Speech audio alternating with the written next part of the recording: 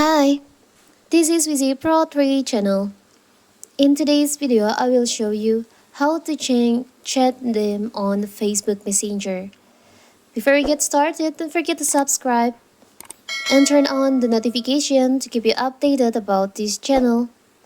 So let's go.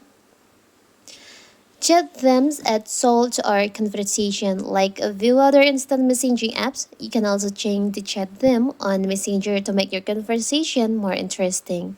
In addition to chat themes, you can also choose different colors and gradients to give you message a fresh look without changing the wall background.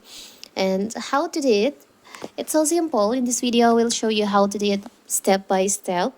So first of all, we have to open our messenger. Now you can choose the chat room that you want to change the themes. I will choose this one for the example. Now I have two ways. There's two ways to change it. First, you can tap and hold on your tap on here.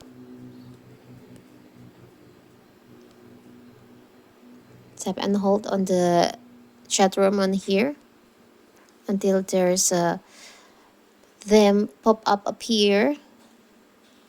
The theme that you can use.